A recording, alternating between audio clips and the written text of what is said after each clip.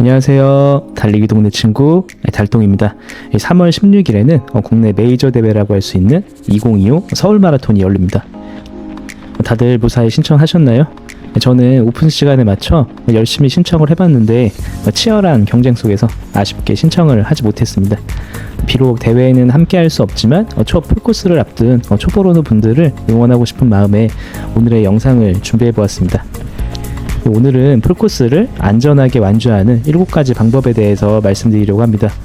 저도 첫 풀코스를 앞두고 긴장되는 마음으로 영상들을 많이 찾아봤었습니다. 그때 먼저 풀코스를 완주해 보셨던 분들의 경험을 들어보는 것이 많은 도움이 되었습니다.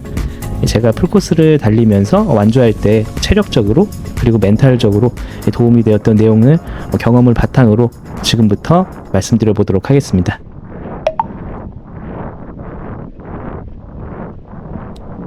마라톤 대회의 경우 교통 통제로 인해 시민들의 불편함을 최소화하기 위해서 제한 시간을 두고 있습니다. 이 풀코스는 그 시간이 5시간입니다. 그래서 기록 측정 또한 5시간까지만 가능합니다. 우리가 보통 풀코스를 완주했다라고 하면 5시간 안에 피니시 라인 안으로 들어와야 한다는 것을 의미합니다. 이 5시간 안에 풀코스를 완주하기 위한 평균 페이스는 7분 7초 페이스로 쉬지 않고 쭉 달려야지 풀코스를 5시간 안에 완주할 수 있습니다. 평균 페이스 약 6분 50초는 4시간 50분, 6분 40초는 4시간 40분 완주입니다. 안전하게 5시간 안으로 풀코스를 완주하려면 달리는 동안 7분 페이스를 넘지 않게 조심해야겠다고 생각하시는 게 좋습니다. 아마 풀코스 마라톤을 신청하신 분들이라면 최소한 6분대 이하로 달리셨을 텐데요. 평소 달리던 대로 6분대 중후반 페이스로 달려도 5시간 이내로 완주하는 것이 충분하다고 생각하면 빨리 달려야 한다는 부담감을 좀 덜 수 있습니다. 달리는 내내 페이스를 확인하는 게 어렵다면 페이스메이커를 따라가는 게 가장 좋은 방법입니다. 이 5시간 동안 완주를 목표로 하시는 분들은 4시간 40분 페이스메이커를 목표로 따라서 달리는 게 심리적으로 여유로울 수 있습니다. 이 5시간 페이스메이커 분에게는 절대 따라잡히지 않겠다고 마음속에 다짐을 해놓는 것이 좋습니다. 보통 42.19km를 달리다 보면 힘든 구간은 개인마다 차이가 있을 수 있지만 15km, 30km, 37km 정도에서 크게 3번에 포기하고 싶은 순간이 찾아옵니다. 이런 위기의 순간은 누구에게나 찾아오고 이 위기감은 누구나 느끼는 자연스러운 감정이라는 것을 이해하는 것이 좋습니다. 포기하고 싶은 순간 이 딱 3번만 넘겨보자는 마음으로 달리면 큰 고비를 넘기실 수 있을 겁니다. 이 풀코스를 달릴 때는 목이 마르지 않더라도 급수를 모두 하시는 것을 추천드립니다. 대부분 5km마다 급수대가 있기 때문에 8번만 물을 마시면 도착이다라고 생각하면 42km라는 먼 거리에 대한 부담감을 줄일 수 있습니다. 저도 오랜 경력의 고수 마라토너분의 이 이야기를 듣고 순간 42km 거리에 대한 부담감이 확 줄었던 기억이 납니다. 이 마라톤을 달리면서 힘이 들 때 딱 5km만 달려가면 급수 쉼터가 있다고 생각하는 생각으로 달렸습니다. 이 5km씩 8번의 급수 쉼터를 만나고 나면 완주다라고 생각하면 이 먼 거리에 대한 정신적인 부담이 적어질 수 있습니다. 마라톤을 달릴 때 목이 마르면 이미 늦었다는 말을 들어보셨을 겁니다.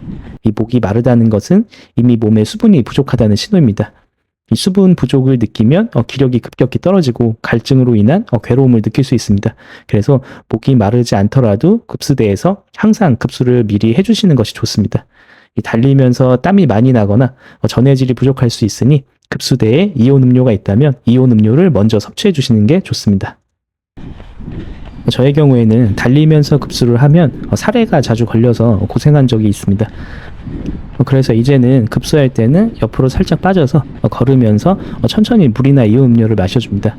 살에 걸려서 기침을 세게 몇 번 하고 나면 몸에 힘이 좀 쭉 빠지고 힘들어서 웬만하면 급수할 때는 안전하고 그냥 여유롭게 물을 마시는 것을 추천드립니다.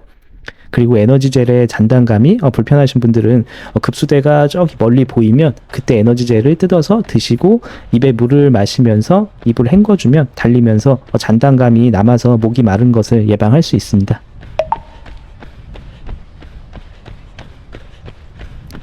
풀코스는 코스가 길기 때문에 몇 번의 오르막과 내리막을 만날 수 있습니다. 특히 오르막을 몇 번 만나면 너무 지치고 힘이 들고 체력이 후국 방전됩니다. 그래서 오르막이 나오면 발만 보고 잔잔발로 간다고 생각하면서 이 보폭을 줄이고 케이던스를 올려서 에너지 소비를 적게 하는 것이 좋습니다. 이에 맞춰 팔치기도 잔잔하게 해줍니다. 이렇게 한번 해보시면 오르막에서 무리하게 달리다가 힘이 쭉 빠지는 것을 방지할 수 있습니다. 의외로 잔잔잔하게 잔잔발로 천천히 올라가도 금방 언덕의 끝에 도달합니다. 자전거의 기어에 비유하면 좀 더 쉽게 이해가 되실 겁니다. 평지에서 자전거를 타다 오르막을 만나면 기어를 올리게 됩니다. 기어를 올리면 기어의 톱니는 작은 톱니로 바뀌면서 페달이 엄청 가벼워지는 것이 느껴집니다. 이때 페달을 굴리는 횟수는 증가하지만 페달을 한번 굴릴 때 다리 힘은 훨씬 적게 들어갑니다. 이것처럼 오르막이 나오면 자전거의 기어를 올리듯이 케이던스를 올리고 보폭을 줄여서 잔잔발로 올라가게 되면 몸의 에너지 손실을 최소화하면서 올라갈 수 있습니다. 힘들고 지쳤던 오르막이 끝나면 반드시 내리막이 나옵니다. 그때는 오르막을 오르며 힘들었던 몸을 살짝 풀어준다고 생각하고 편안하게 내려오시면 됩니다. 내리막을 내려올 때 너무 속도를 내면 달리면서 순간순간 제동을 하면서 체력이 또 쓰이게 됩니다. 그냥 편안하게 내리막에 몸을 맡긴다는 생각으로 체중에 의해서 저절로 내려가는 느낌으로 자연스럽게 내려가시면 됩니다. 몇 번의 오르막과 내리막을 달리다 보면 왜 마라톤이 인생을 닮았다고 하는지 저절로 깨닫게 됩니다. 포기하고 싶은 순간을 참아내고 견뎌내면 반드시 좋은 날이 올 거라는 것을 달리면서 느끼게 됩니다. 지나고 보면 그 힘들었던 순간이 우리를 또 단단하게 그리고 성장하게 해주는 순간인 것 같습니다. 대회에 나가면 흥분도 되고 기분도 좋아서 평소보다 페이스가 올라갑니다. 또 함께 달리는 주자들 모두 빠르게 달리고 있기 때문에 내 페이스가 빠르다는 체감이 잘 오지 않습니다. 그래서 자칫 오버페이스를 하다가 후반부에 급격한 체력 저하로 DNF를 할 수도 있습니다. 첫 풀코스 도전이라면 처음부터 기록에 욕심을 내기보다는 페이스를 조절하며 완주를 목표를 삼는 것이 좋고 다음 풀코스 도전에도 그게 더 도움이 될 수 있습니다. 오버페이스를 하지 않기 위해서는 러닝워치 등을 통해 페이스를 한 번씩 체크해 주는 것이 필요합니다. 러닝워치가 따로 없다면 페이스메이커 분들을 잘 확인해 보신 것도 한 방법입니다. 10km나 하프와는 달리 풀코스는 초반과 후반부의 체력 차이가 엄청나서 초반에 너무 신나서 몸이 가볍다고 하고 그래서 무리해서는 절대 안 됩니다. DNF 하지 않고 완주를 하기 위해서는 긴 거리 동안 체력을 적절히 안배하는 전략과 초반에 빠르게 달리고 싶은 마음을 잘 절제하는 것이 중요합니다. 초반부에 잘 절제를 해서 35km 이후가 되었는데 그때까지 많이 지치지 않고 체력이 남아있다면 그때는 살짝 페이스를 올려서 달려주시면 됩니다. 그럼 완주뿐만 아니라 좋은 기록까지 얻으실 수 있을 겁니다. 대회 전 장거리 훈련을 해봐야 나에게 적절한 페이스와 오버페이스를 이해할 수 있습니다. 대회 전에 최소한 25km 이상의 장거리 달리기를 2에서 3회 정도는 경험해 보셔야 합니다. 좀 더 나아가서 30km까지의 급격한 체력 저하를 경험해 보기 위해서 32km 정도를 미리 달려보시는 것도 추천드립니다. 하지만 시간적 여유가 없으신 분들은 대회 2주 전까지 25km를 2, 3회 정도 달려보셔도 대회 때 15km 정도는 충분히 참고 달리실 수 있습니다. 이 장거리 훈련을 할 때는 먼 거리를 달릴 수 있는 자신만의 페이스를 확인해 보아야 합니다. 장거리를 계획하고 나왔는데 10km를 넘어가면서 너무 힘들게 느껴진다고 하면 페이스가 빠른 게 원인일 수 있습니다. 페이스를 조절해 가면서 대회 때 어느 정도의 페이스로 달려야겠다는 것을 미리 계획해 놓고 그 페이스를 몸에 익혀 놓는 것이 중요합니다. 이 장거리 훈련을 할 때는 대회 2주 전에 미리 훈련을 해두어야 합니다. 대회를 2주 앞두고 나서는 부상이 생기지 않는 것을 최우선으로 생각하고 장거리 훈련을 무리하지 않게 진행하는 것이 좋습니다. 또한 몸에 쌓인 젖산을 다 회복하고 송산된 근육도 회복할 수 있게끔 휴식을 취해줍니다. 저의 경우에는 대회 일주일 전에는 살짝 몸을 풀어주는 정도로만 천천히 조깅을 하고 있습니다. 이 숨통 트이기라고 해서 인터벌을 추천하는 경우도 있는데 기록 단축이 아닌 완주를 목표로 한다면 이보다는 부상이 생기지 않도록 천천히 조깅만 해주시는 것을 더 추천드립니다. 달리기를 말할 때 내가 하고 싶은 이야기를 쓴 소설가 무라카미의 하루키는 모비명에 적어도 걷지는 않았다라고 쓰고 싶다고 말했습니다. 그리고 주변에서 마라톤은 걸으면 안 된다, 한번 걸으면 다시 뛰기 힘들어진다라는 말들을 많이 들어보셨을 겁니다. 저 또한 이 부분에 동의하고 웬만하면 걷지 않고 천천히라도 달리려고 노력합니다. 하지만 오늘의 영상은 풀코스에 도전하여 무사히 완주하는 것을 목표로 삼는 분들을 위한 내용이기 때문에 너무 힘든데 한 번도 안 멈추고 달리다가 몸과 마음이 모두 털려서 DNF를 외치는 것보다 차라리 너무 힘들 때는 회복을 위해서 잠시 걷는 것도 괜찮다고 말씀드리고 싶습니다. 이 호흡이 잘 안 되거나 어지럽거나 속이 메스꺼워서 토가 나올 것 같은 느낌이 들면 잠시 회복의 시간을 가져야 합니다.